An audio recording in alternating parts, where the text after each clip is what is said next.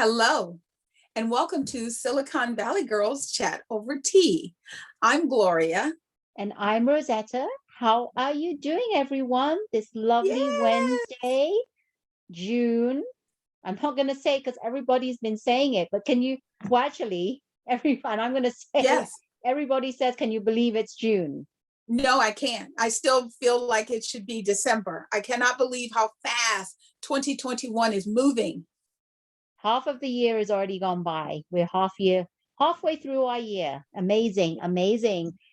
So Yes. before we get started, we just want to remind you to please, if you enjoy our chats, we'd love for you to hit the thumbs up icon below this video, subscribe to our channel and hit the bell notification if you don't want to miss any of our videos.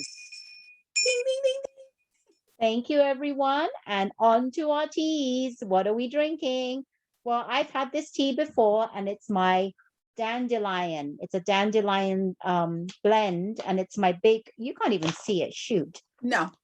Well, anyway, it's a dandelion blend and it's a herbal beverage and I made it into a latte. And it has in it extracts of roasted barley, rye, chicory root, dandelion, and sugar beet. And it's amazing. And I made it into a latte. So there you go. Cheers, everyone. Yes. I wish you could just Cheers. see it. Steam is coming out. Cheers. Cheers, cheers, cheers. Thank you. And what are you drinking, Gloria? Well, you know, I am a creature of habit. So I went back to my honey lemon ginseng green tea. The ingredients are green tea, ethereal root, lemon verbena, licorice, my girl's favorite, and roasted chicory, ginger, orange blossom, dried honey, and Asian ginseng. What was that second ingredient? I couldn't understand what you said.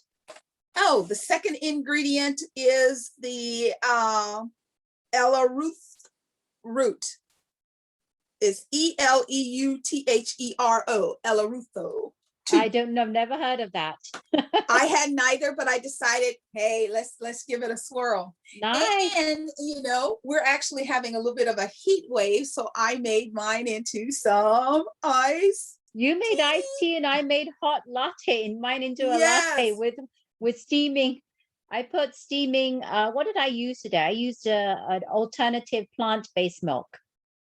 Oh, lovely, lovely. Very nice. So, yum, yum, yum. You know, we always like to kick our chats off talking about Ellen. And Ellen always reminds us to be kind to one another and to listen to one another. And I hope that you are all being very kind to one another. We're going through unusual times in the world right now.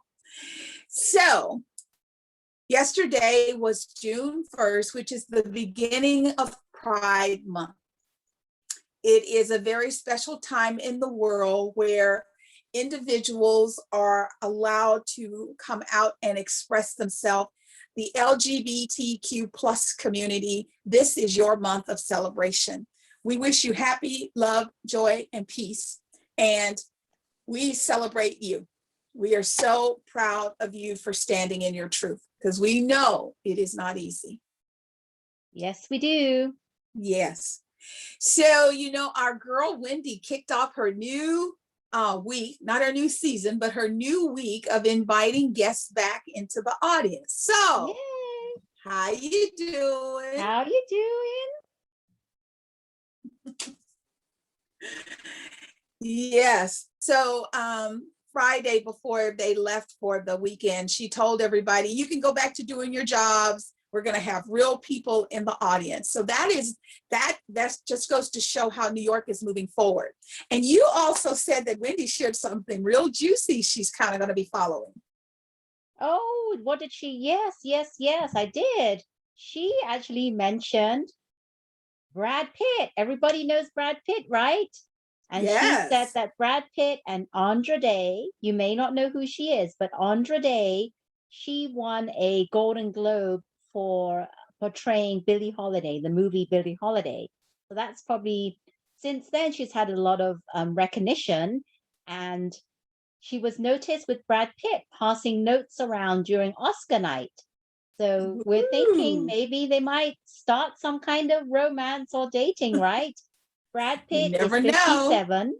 You never know. Brad Pitt is 57, and I think Andra Day is in her, I don't know, 35, 36, 37, around that age. And Right, we know that Brad Pitt likes to date younger girls, right? right, right. So it'll be interesting to see how this relationship progresses. You know, Wendy will be all over it in Hot Topics. Yes, she will. She loves that hot topic. She loves talking about it. And she said, it would be kind of nice to see them together. And I was thinking, yeah, it would be nice to see them together. But not a lot of people have heard of Andra Day. And now you have. Check her out because she's amazing. She's a lovely lady. And I did not see the movie Billie Holiday. Did you see it, Gloria? No, I haven't seen it either. Well, okay, I saw the original with Richard Pryor and Diana Ross was Billie Holiday. So I know the theme of the storyline and all of that. I just haven't seen the new version. However, I heard that she did all of the music. She sang the songs. And I always think it's hard enough to portray someone, but then to use your voice to express their songs, that to me is wonderful. So I look forward to checking her out. Yeah, me too. And I'd like to see what things are going to come up for her now because of this role that she played. It's a bit like Jennifer Hudson. She played the role in Dreamgirls. She won the Yes. Golden Globes and the Oscars, and she's been escalating ever since into greater and bigger things. So I'm excited. Andra Day, I cheer you on. Absolutely. Absolutely. Well, the streets are still talking. And of course, the paparazzi is still checking out Bennifer, which is Oh, Ben Affleck and Jennifer Lopez. They are still being seen together. They were actually out in public and they were hugging each other. So now they're, showing public signs of affection, public display of affection, PDA. So nobody really knows what's going on. They could be friends and just be very comfortable, close friends. We still have to keep watching. So they both look good. Jennifer looks happy and, he looks like he's not drinking. So I'm happy for that. well, we'll have to see because they do say that well, the other thing is that Jennifer Lopez doesn't smoke, and I heard that Ben Affleck does. Right. So usually when you're first initially starting to date, usually you put that aside, right? You're like, okay, Right. Yeah. we're getting back together, but we'll see after a few months if she puts up with it anymore. Exactly. And especially being around her kids. Right. You can have bad habits. And one of the things that the pictures that I have seen, he's sitting outside on a patio smoking, and she's peeking, looking at him. He's Oh, not wow. inside smoking. So maybe she's already started to have some guidelines, that's who you are, that's your habit. But does it get too much? Because after you finish your cigarette, you got to go brush your teeth before you get these lips. So you never know. I mean, smokers have a hard time having relationship with non-smokers. And I'm not sure, was he smoking prior when they first were dating back in early 2000s? I don't remember that. I don't think so. I think the smoking came with the excessive drinking. Oh, okay. Well, that's So no, I don't think we ever okay. saw him with a cigarette when they were younger. Well, well, each of their own, and we'll see how the relationship goes if Jennifer can put up with that. Absolutely. Rosetta and I really, really love Chadwick Boseman and his the characters that he played prior to his passing. So, in honor of that, Howard University is going to name or rename their College of Fine Arts to the Chadwick Boseman name. The final official ceremony is still in the planning. They just gave everyone a heads up that that's what they're going to do. I think that's fantastic. A lot of people were shocked that he did win an Oscar for his last role prior to passing. So this is another way to keep his contributions going forward. I always, now that I know he was sick, I've gone back and I've rewatched like the Black Panther. He was sick then because he was battling the condition. And for him to get up and to be present, you know, on stage, on script, I just thought he was an exceptional man. So congratulations, another award, Chadwick. Yeah, I like that. That's great. I'm glad they named the performing arts after him. That's really great. Yeah, absolutely. So all of you 50 Shades of Grey fans, all of you 50 Shades of Grey fans who's been stuck at home for 14, 15 months and you just can't wait to get out the house, or you need something juicy. Well, let me tell you, E.L. James just dropped her last book, The Conclusion, The End. She's like, there's not going to be any more. I guess fans have been writing her and saying, you got to keep this going. You know, they're not dead. They're young. And she's like, no. She goes, after this, it'll be the finale. Everything will be closed and it's just a done thing. So sad to say it's going to be over. However, we got one more book and hopefully that means one more movie. You know, at the end of the last movie, they had a little boy and she was pregnant with another baby and they were walking into their home. So who knows? I don't know. I watched the first one with my friend in the cinema. I almost left halfway through. I'm sorry. I didn't know anything about 50 Shades of Grey. I just heard a lot of controversy over it. I went to see it because my friend wanted to watch it. I wanted to leave, sorry, because the acting was so bad, but I stayed because I felt bad for my friends. I wanted to stay with her. So needless to say, I didn't watch the second one. So there's only been, let me confirm, there's only been two, right? Two movies that have come out. Well, okay. No, there's been three. There's 50 Shades. Gosh. Then there's 50 Shades. I think it's called like 50 Shades Darker. And then 50 Shades Free. Oh, okay. Well, I did not know that. I thought it was just two. So I'm not I'm not going to watch the third one. The fourth one. I never watched the first, the second, and the third one. Yes. But, well, the new book that's coming out, I think the name of it is actually Freed. So there's but there are three books in the initial series, and then the fourth one is Freed, which will be coming out. Well, it is out, and it's available for people to check out.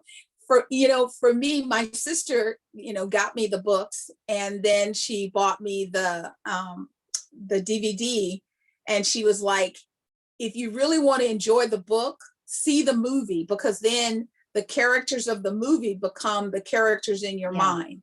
Yes. So a lot of times when you do it vice versa, you have different expectations of how the characters will be.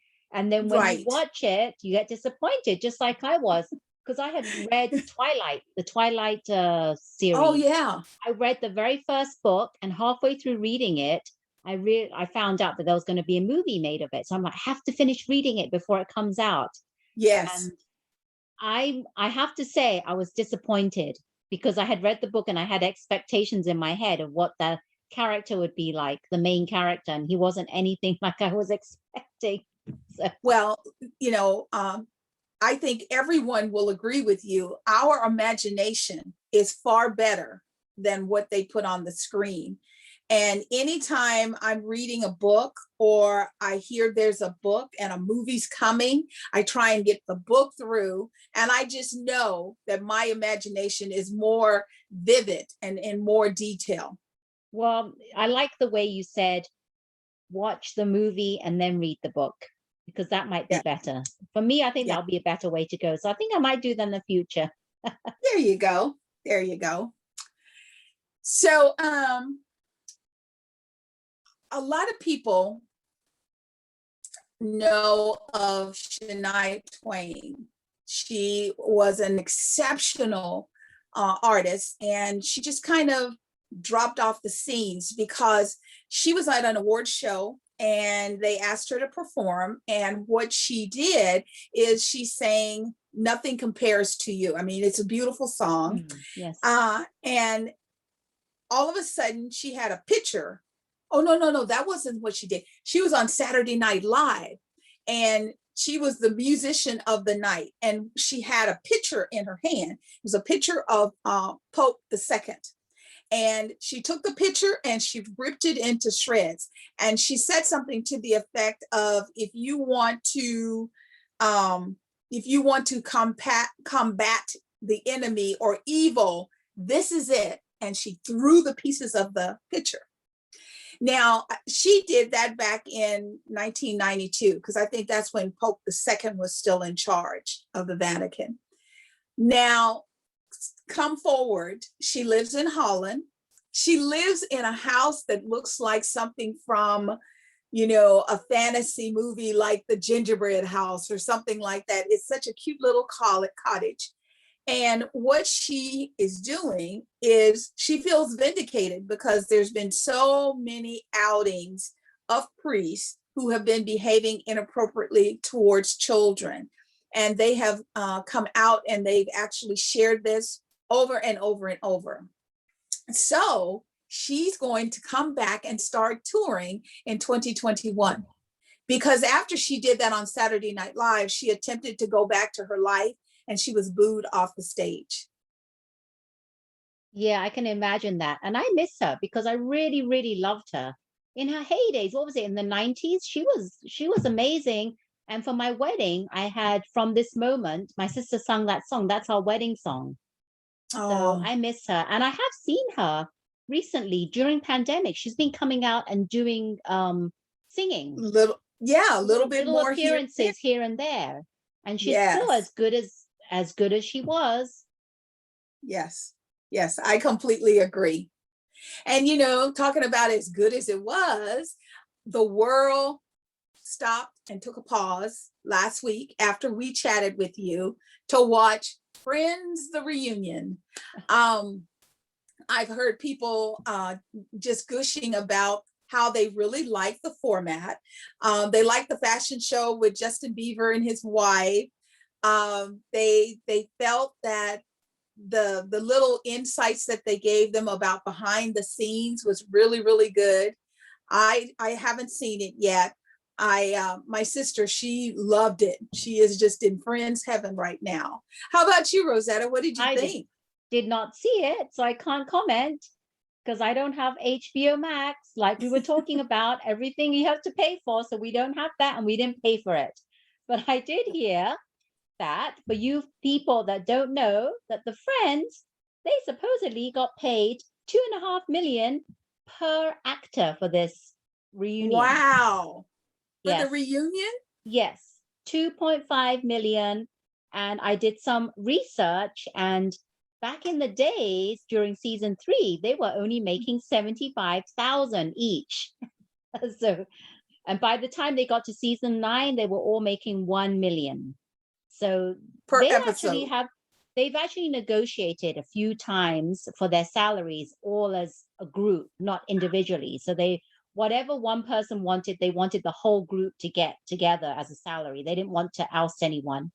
So that's a blessing, because sometimes that causes, controversy. If, like if Jennifer Aniston was making $2.5 million and one of the other individuals made $500,000, that could cause some bad feelings. Yeah, that could really split them apart. But the original amount that they were going to be given originally was 1 million for this reunion show, but they negotiated and were able to get 2.5 million.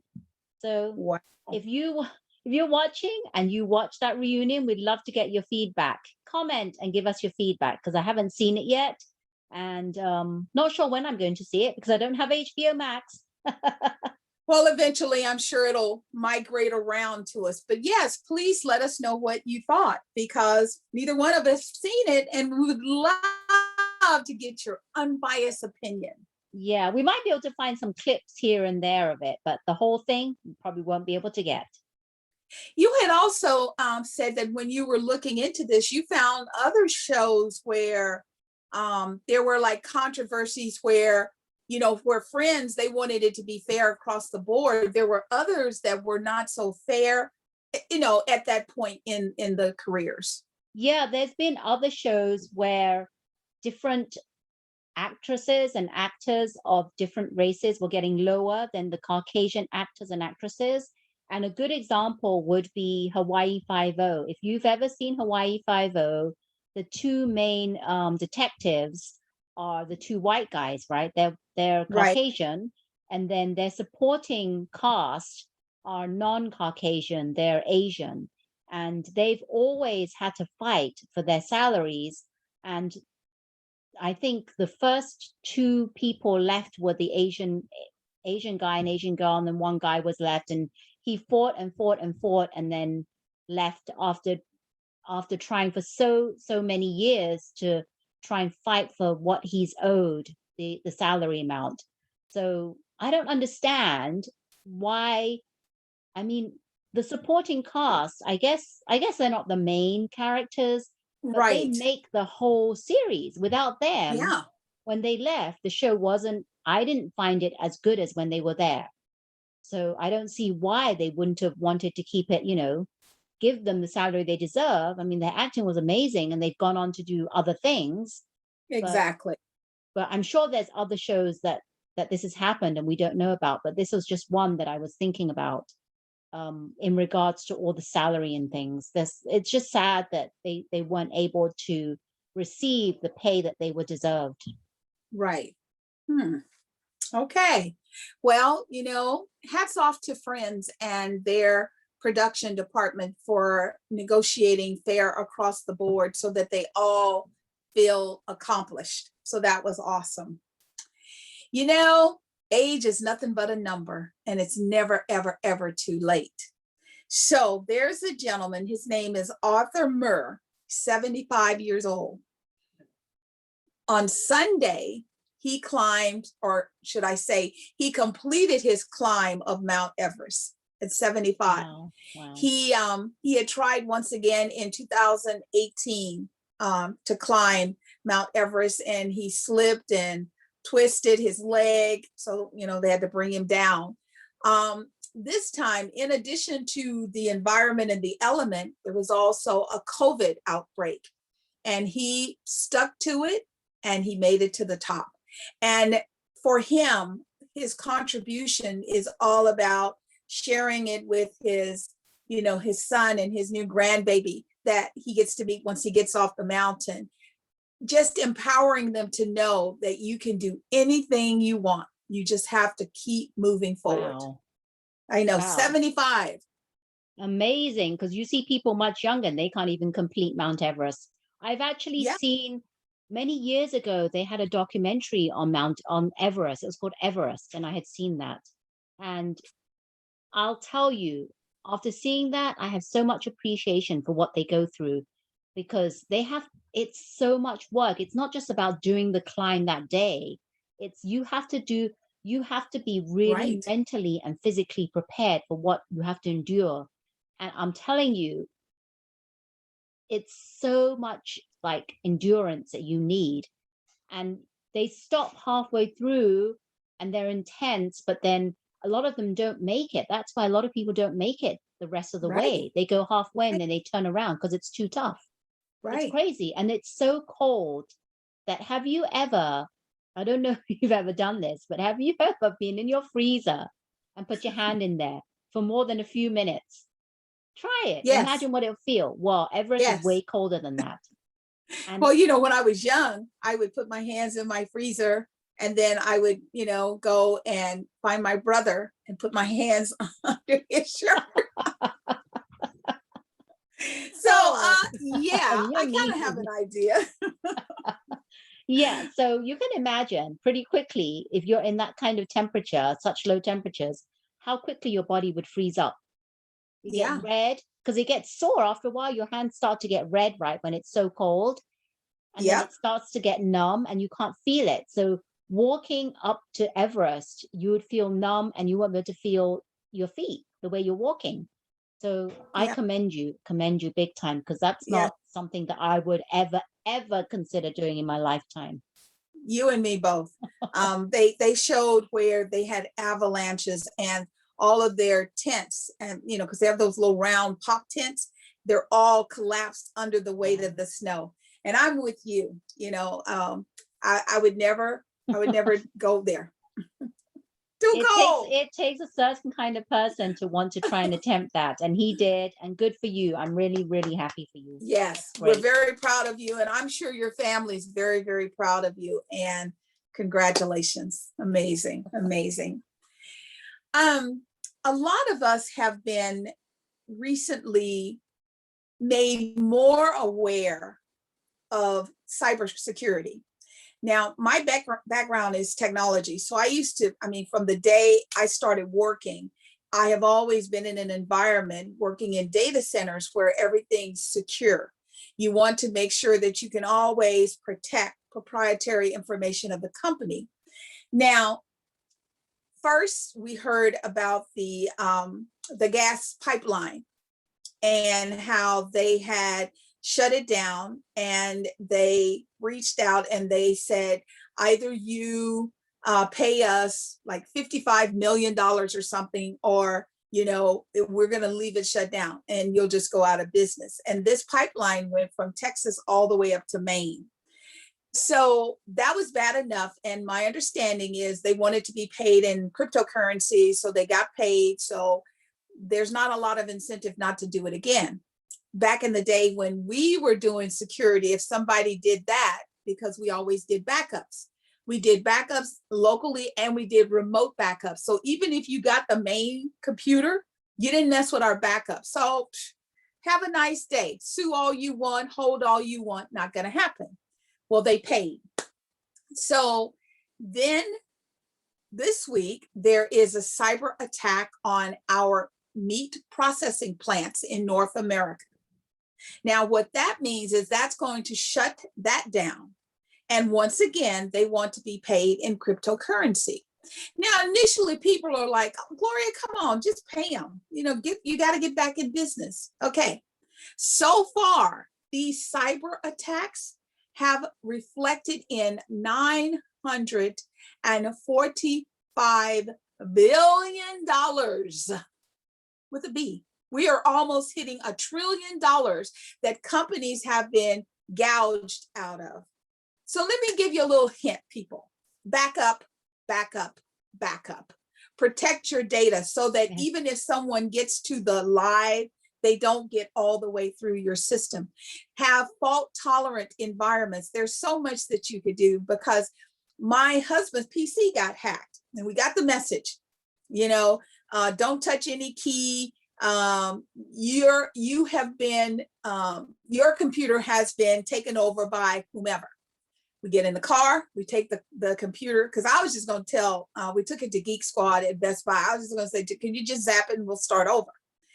And so the guy looks at it and he says, as long as you don't reply to the initial message, they don't know who you are. So therefore, they haven't done it. So another little insight I'd like to share with you, just because it says you're hacked doesn't mean you're hacked. So back up your data, protect yourself, create creative passwords. Don't use 1, 2, 3, 4, 5. Don't use A, B, C, D, E, F. Those are defaults that are normally with the products when you buy them. Change your passwords, and change your passwords every 90 days. It's a pain. Change your passwords. Well, thanks for that tidbit, because it is real. And once you get hacked, it's not easy to restore all your data. And I do have other technology friends of mine who've been saying, this is very, very real. And if it happens to you, because you're thinking, God, it's never going to happen to me. But how do you know? It's like identity theft, right? Nobody knows until it happens. Why wouldn't you try and prevent it before it happens? As I say, prevention is always better than intervention. That's right. That's what my girl says. I tell you, you're 100% right, because as much as we think, we're secure. I was talking to a little lady yesterday. I have a group of women that I just check in to see how they're doing with COVID and all that. and she's 89 years. Well, she's 88. She's going to be 89 in September. And I'm like, wow. She still drives. She, she does her own shopping. She's still an independent woman. So we got on the topic about the cybersecurity, and she's like, they always trying to get me to do online banking. She's like, if they don't want my handwritten check, they can just go to hell. And I was laughing so hard because in her mind, which I understand, as long as she doesn't give anyone full access to her information, she can't be hacked. Right. So I don't know what this holds, because all the millennials that I know, everything is on their phone, not just online, it's on their phone. I mean, I have a niece, and she has a stock portfolio. It's on her phone. Wow. And I'm like, what would you do if they got your phone? She's like, oh, I go, okay. So they don't think that it's possible that it can happen to them.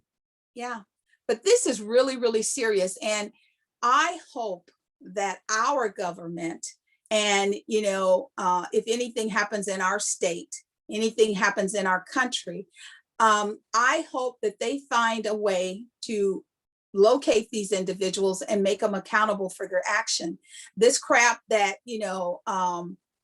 they're out of the country and they're doing that. I think all the countries should start collaborating together, because if they work together, they can take them out of this power move that they have, because this is horrific. I mean, when, like the meat processing plant. So now, everyone's worried, because here we go again. First, the price of gas went up, because I have a friend who lives in Vegas, and I think they were at like $1.89, and they're at $3.49 now. And she's panicking. She goes, oh my God, gas went up another 20 cents. And I told her, I said, girlfriend, that's not going to work for someone in California. Now, we manufacture the gas here, and we are already paying $4 a gallon. So we're paying over $4 a gallon. Exactly. So I told her, I said, I wish I could get $3.49. I wouldn't complain as much, because I'd be under $4. I know that $3.49 is good to us. Yes. So protect your data, be careful, watch your environment when you're putting in your cards. If you go use your ATM card, put your hand over to cover while you punch your numbers. Just be aware of your environment. Rosetta and I will continue to give you little tips like this. So yesterday, President Biden went to Tulsa, Oklahoma, and it was to acknowledge what was known as the Black stock market. There's this community in Greenwood where an incident occurred where over 300 Black Americans were killed, their homes, their businesses. They had a 40-mile radius, or a 40-block radius of homes and community. They had their own churches, their own barbershops, their own beauty shops, their own movie theater.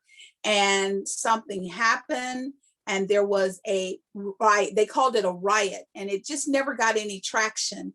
And now it's getting more traction, and it's not a riot, it is a massacre. So we have a film that we want to show you a little bit, and we're going to kind of talk about it as we go.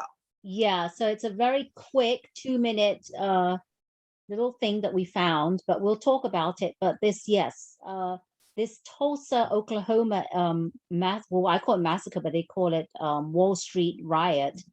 Right. It happened 1921, like Gloria said, but nobody really heard of it until recently. And there was a movie made of it, and also a TV series called The Watchmen with I think it was Regina King was in that one.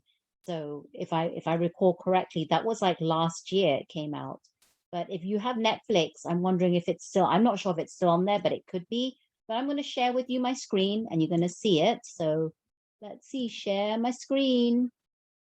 And while she's doing that, she and I both are going to see if we can find The Watchmen to watch a little bit more about it. So yeah, here we go. I'm going to play on TV, transfer mode. I want to make it larger. Sorry, I was trying to see the first little box.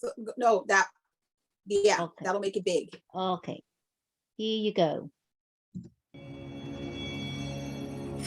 They was given notice out on the street, leave town, leave town. They're killing all of the black people. An entire community was destroyed. Their wealth was taken from them. It looked as if it was Hiroshima. Atomic bomb had gone off. What few trees were left had no leaves. They were just charred. And then the story was suppressed until almost now. The Greenwood District, or what it becomes known as Black Wall Street. These are people who own their own homes, they had their own businesses. It was a vibrant community. So I'm going to stop it here and we're going to talk a little bit about that. Yeah, as we said, as Gloria said, it wasn't until now it's coming out. Right. So this was, I don't understand why, because this was a huge deal. And I'm not sure. You know, I think I never realized this. I come from a mentality of there's more than enough for everyone. And I'm not worried if Tom, Dick, or Harry has something. I can also work very hard and I can have the same thing. If you look at this, it appears as if there was this thought process that if these people are allowed to be successful, then they are going to take away from our success. Right. Instead of realizing if they're successful, they have more money to spend on the things that you offer. Yeah. And we can work together. So this is truly, you know, greed and hate in action, because there was no reason to destroy this community. And look at the people. They said it was like Hiroshima. Do you remember that? Yes. Did you see the trees with the limbs with no and leaves? The charred bodies just lying there? Yeah, they didn't even try and cover them up. There was no dignity to this at all. And to the people who their families who did this, I can only imagine how mortified you must feel thinking that this is something that was a little isolated incident that got out of control. And that's why even today with Black Lives Matter, that's why people are so concerned, because they're like, there are people who know of this and other situations like this. And that's why they're so afraid that if people continue to be silent, it's just going to keep going. And like President Biden said, this is it can't be swept under the rug anymore. It is out there, and now we all know what happened. Right. So let's continue. Yes. What happened in 1921 on May 31st through June the 1st was 18 hours of sheer terror. I never want to see anything like that again. Never. We don't know who fires the first shot, but that begins a bloodbath. African Americans are attacked in their homes. They are machine gunned down in the streets. They woke up to the sound of bullets hitting their homes. Smoke and flames are everywhere. They set fire to the curtains so the houses will burn. Airplanes, the morning of June 1st, flying over the city and dropping turpentine bombs. You are seeing them get away with murder. Murder. It wasn't the only event that took place during a period known as the Red Summer of 1919. Ultimately, it was all covered up. There are generations of folks who grew up in Tulsa who never heard about this. There's the immediate... Wow, that's crazy. Yeah. So what is turpentine? Exactly what is that? Turpentine it's like a when you are painting and you get paint on your skin, it's something that you can use to take the paint off. So it's toxic and it is, but back in the day, that would be what people would use. So when you mix certain chemicals together, they create a bomb. Now, these are not military planes. Those were private planes that they used to drop the bombs in those areas to kill those people.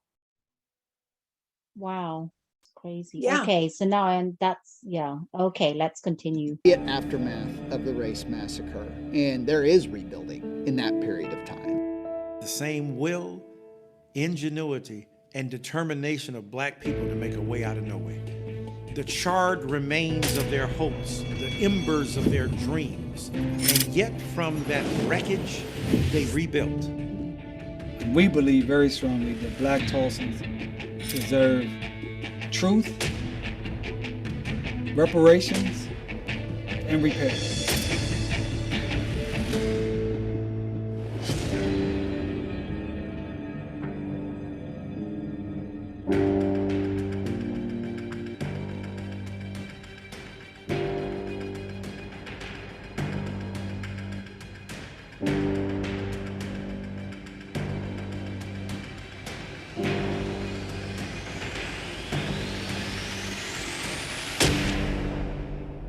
Wow, there you have it. Yeah.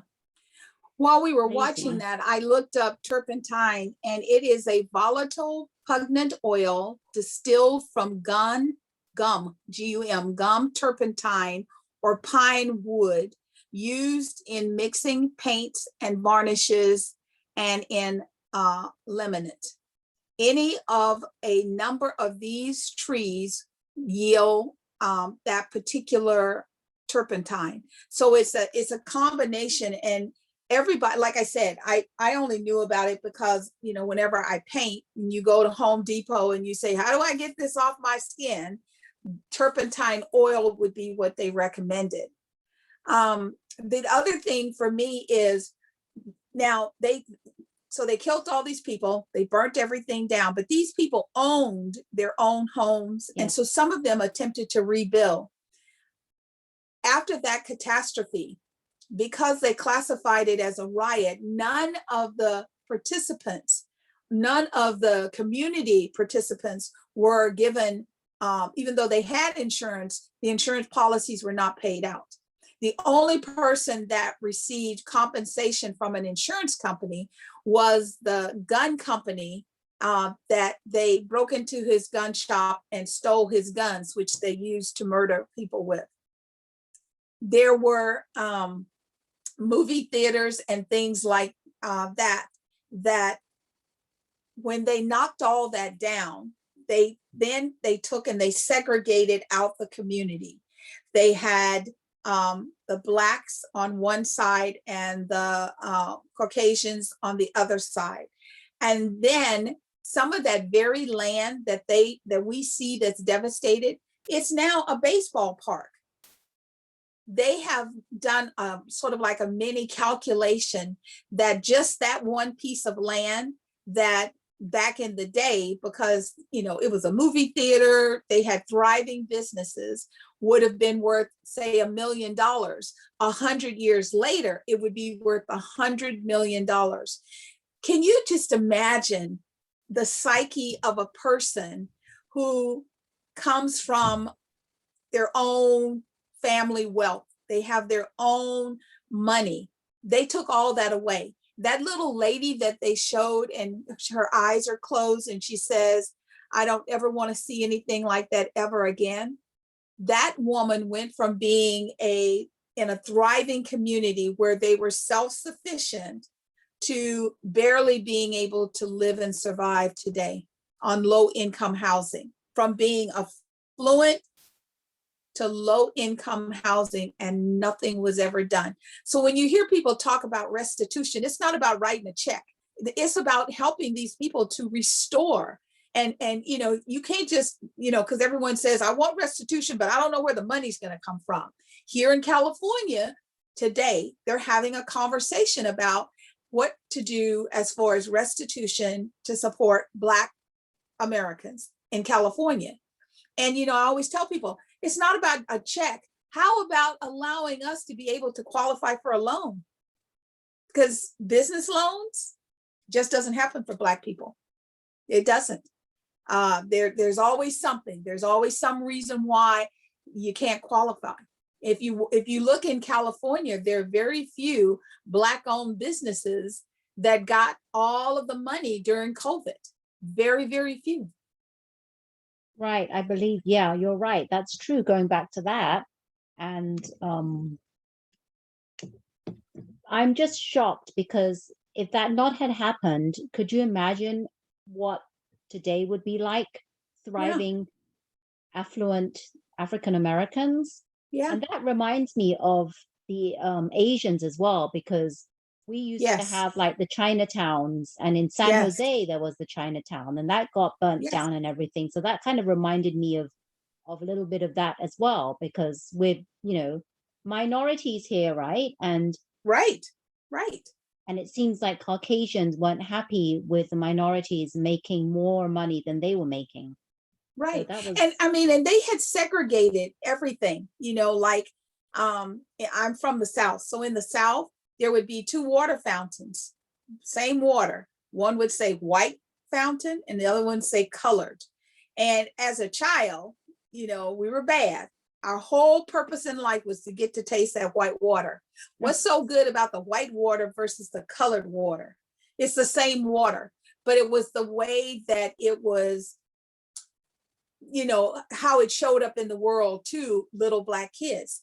Could you imagine if Tulsa had stayed the way it was, the beauty of a community, it would have been the showcase for all other states and countries to try and achieve, because it is truly the best of the best. It is excellent in action.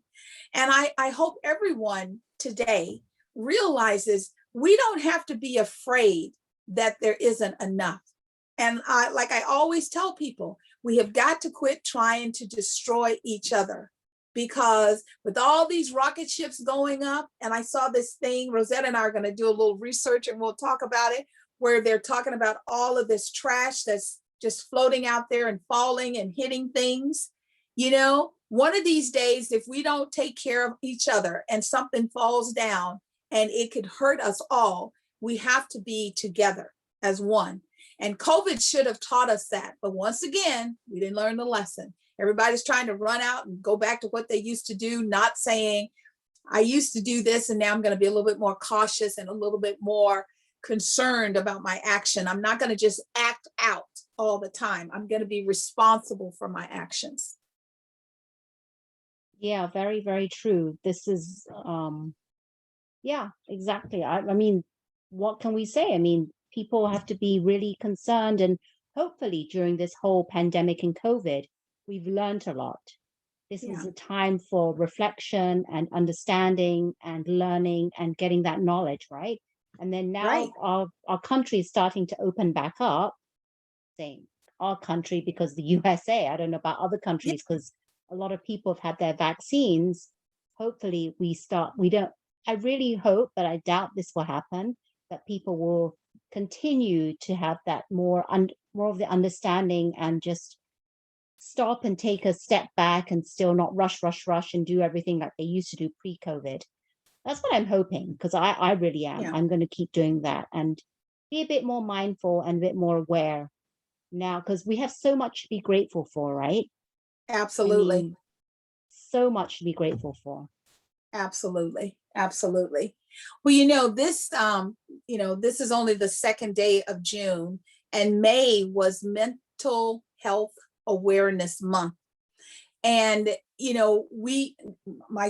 I'm always trying to be very sensitive to, people. On our last video, we shared with you that there was a shooting at a VTA facility in San Jose, California. And, they are trying to figure out if it was mental health related. And they found out that he did have some issues, and as they continue to investigate, I'm sure we'll learn more and more, because, they said that as he walked through the facilities, he didn't just shoot at everybody. He was after specific individuals. So when I hear things like that, it really sensitizes me. So there's a young lady. Her name is Naomi Osaka. She's a tennis player. She is a great tennis player. She is so great that when she beat Serena Williams, she cried because she was like her mentor, and she didn't want to hurt her feelings. And Serena took that young lady and cradled her in her arms, and it was just beautiful. Well, a part of being a tennis pro, as with anything, you have certain duties and responsibilities. So she was going to play in the French tennis event. And so she was supposed to do some French press. Well, her mental health was not there, and she just couldn't do it. So she didn't go. The French foreign press went after this child. They attacked her to the point that she said, I'm done. I'm not going to play. And there's this whole conversation about, well, should she, she knows it's her responsibility. And it's like, no one should have to put up with abuse. During this, it came out back in the previous, Serena Williams had this outfit that she used to wear, and they called it a cat suit because it fit very tight, but it was a compression suit because she was having blood clots in her legs. And this would allow her to continue to play. It didn't improve her game. It didn't make her superwoman or anything like that. It just helped to prevent the buildup of blood clots. And the French foreign press was like, oh, no, she can't do that, can't do that. At a certain point, I am so proud of Naomi because she stood her ground. And she's like, and she's a young girl and she's great. And I would think that you would want your star to be happy and you wouldn't do anything to make her drop out. And she did. Billie Jean King came out and she was like, well, I'm kind of on the fence because I applaud her for standing in her truth and doing what she's doing. However, I know that's your job when you're a tennis pro. You're expected to do press. So for me, I'm on Naomi's side and I think she did the right thing. It's not like she needs the money. And, she loves playing tennis. And I'm like, you can play tennis without being in all that drama. So for her mental health, she needed to get out because the foreign French press were very, very, they're very they don't take no for an answer. They're very demanding and they're very cruel. And exactly what happened, I'm thinking back to when Lady Di she was run down. That's how she died. Because the French foreign press were chasing her, and she got into that car accident. So I call them hounds. That's what I call them. They're hounds. I like that, hounds. They're hounds because I'm so glad for Naomi that she left because of her sanity. Because if she had not, they would have hounded her, and you don't know where that could have led to. So I'm really glad. I mean, I do understand where Billie Jean is coming from. Wow, this girl is so young. She has so much life ahead of her in her tennis career. But for her, for some child like that to be really that affected, it must have been something serious. I'm sure she didn't take it lightly, and she took a long time to think about this. But for her mental health, I'm so glad that she got out, because there's no way anything like this, like any press or anyone, could get me to get back to, if I was her, to want to be put in that position of abuse and just torment and hounding. Exactly. Yeah. So we support you, and you take the time that you need and you take care of yourself. That's what's important. And if she's young, you never know, she could come back in a few years. Absolutely. And just because she's not going to play there doesn't mean she won't do Wimbledon or here Australian in the Open. States. Absolutely. She just won't go to France anymore. And it's their loss, because I'm sure she's a great draw. Yeah. So we always like to give you a little update of what's going on with COVID. We just completed Memorial Day weekend, a 3-day weekend. They have shared, AAA said that there were more people in the air, in cars. Lots of people were out and about moving around, some with masks, some without, because the mandates are starting to shift. Here in Northern California, well, as far as all of California, June 15th is still our target day to open up and, let people go back inside without requiring a mask. There's lots of controversy because our governor is trying to get our numbers, our vaccinated numbers up. So he has started doing things like $100. You get a shot, you get $100. He also started some lotteries where you can get a shot, put your name into the lottery, and you could win $1 million. So, there's lots of discussion. It's like if someone else just got the shot because it's the right thing to do, and they did, it's like, I didn't get a chance to get $100. I didn't get a chance to do that. I think a lot of this has to do with the previous administration and the confusing information. A lot of people do not believe that President Trump ever got the vaccine. We know he got the vaccine. He and his wife and his children all got the vaccine in January before they left the White House. Because there's not public information, people are just, grappling. So I always tell people, just be authentic, because I think it's called the HIPAA law, where you are not allowed to ask a person, like someone can't say, Gloria, are you gay? That it's against the law. And so people are now feeling that companies should not be asking if you've been vaccinated or not. However, like say in the county of Santa Clara, they want their companies to tell them, my employees have been vaccinated or they have not. So I don't know how you're going to find that out without asking, which is supposedly against the law to ask. Well, I'll tell you one thing. Well, I know from me as working as a shopper for Whole Foods, they actually have an internal email that they send to their employees. And I've gotten a couple of emails saying that because of this law, they're asking us to go through our internal websites to actually, what is the word? To notify or to identify that you have had the shots. And what's nice is that Whole Foods, if you have the vaccine shot, for each shot, you get paid $40. So for 2 shots, you get $80. That's the incentive.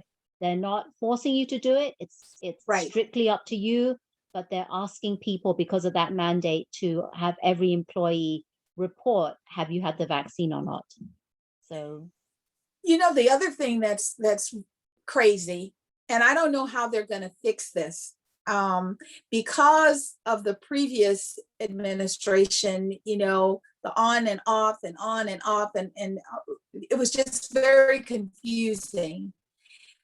Back in the day, I was talking to someone yesterday, and they was talking about polio. And they said that if you wanted to go to school, you ate the cube. It was a little sugar cube. It was a vaccine, but it was a sugar cube. And you ate it, and the United States almost completely eradicated polio. And, her comment was, well, why didn't we do that this time? Why is this vaccine such a big, mess? Why? Rosetta and I have shared with you all that this vaccine, because it's based on SARS, even though it was fast, it still went through all the levels of protocol. And it wasn't that fast. They've been working on this for years, since SARS first said, hello, how you doing? So that is something that people need to feel better about, because I know people right now today flying all over the United States and they're not vaccinated because they got one of those fake vaccination cards.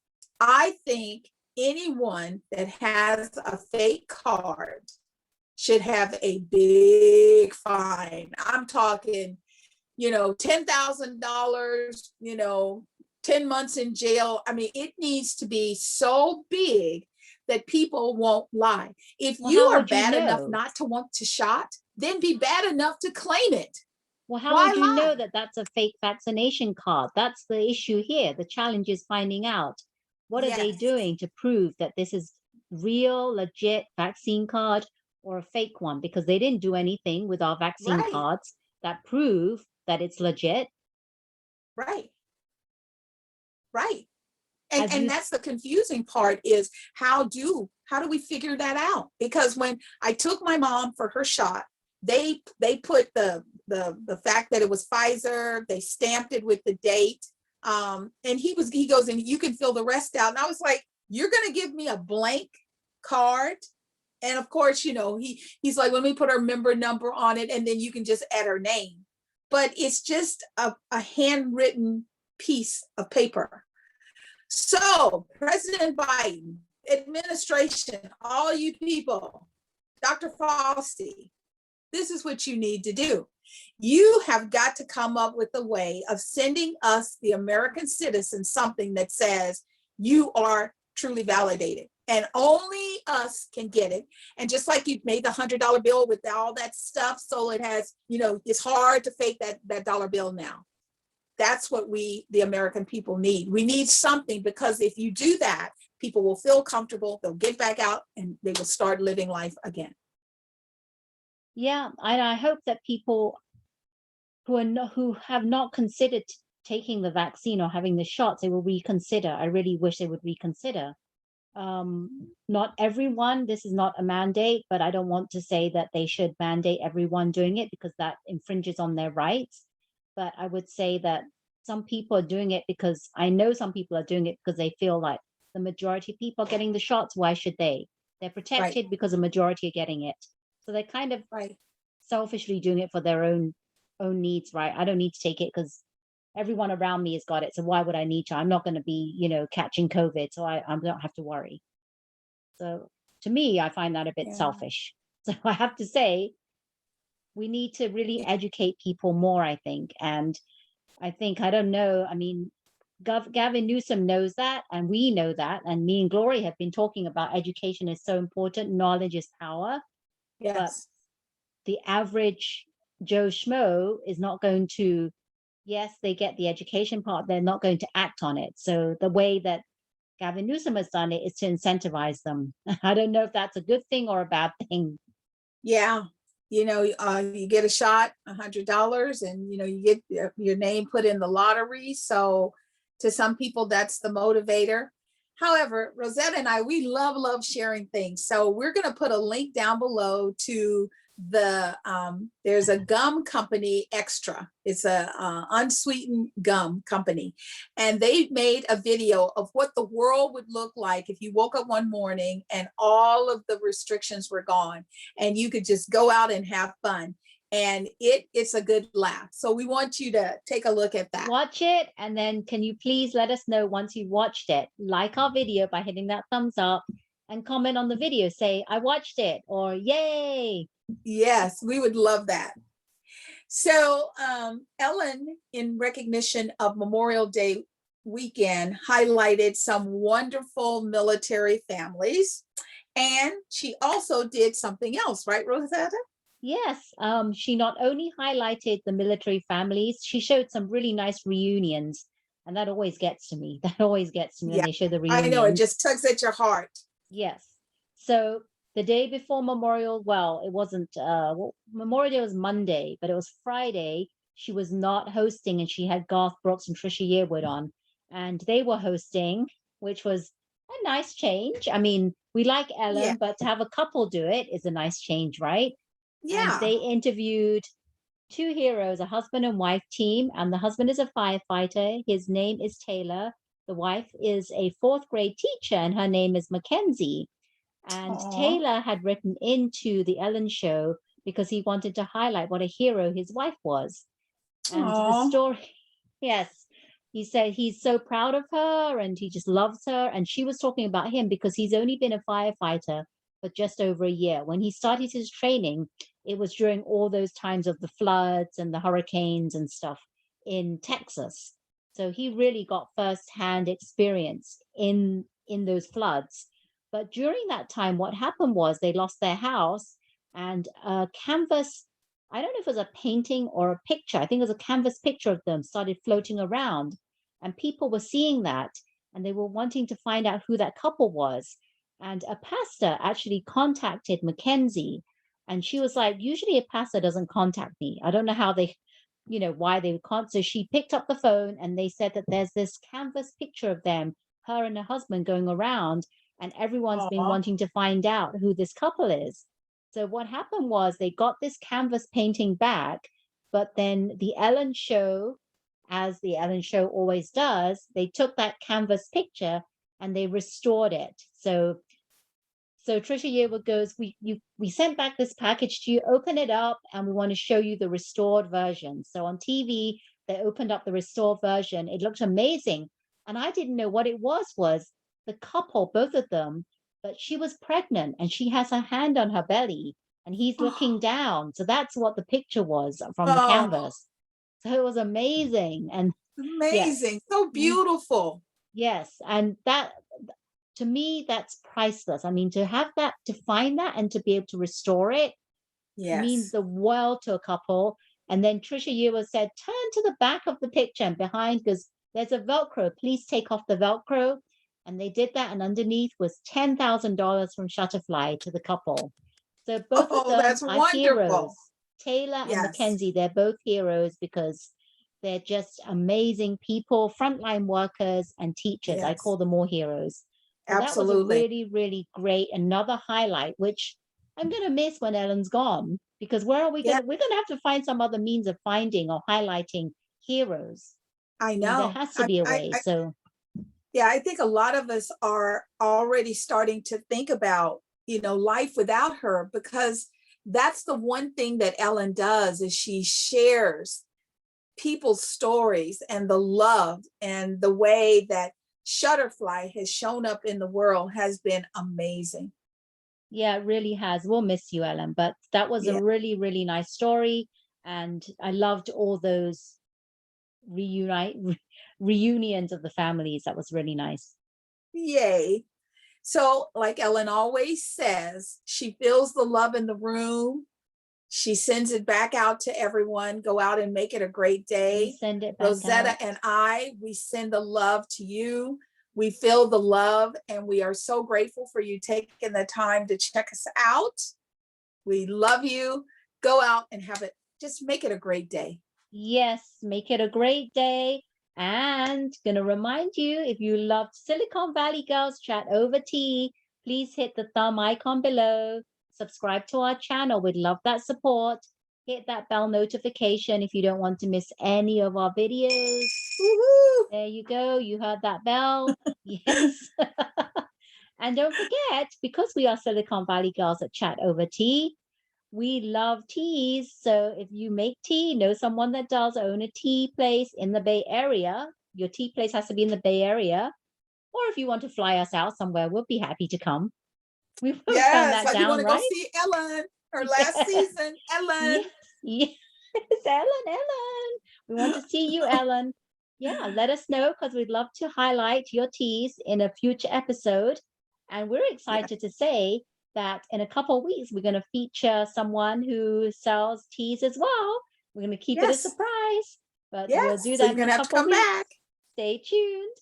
Thank you so much for joining our chats. We loved it. We had so much fun. And remember to always keep keep smiling. smiling. Take care, everyone. Bye-bye Bye. now.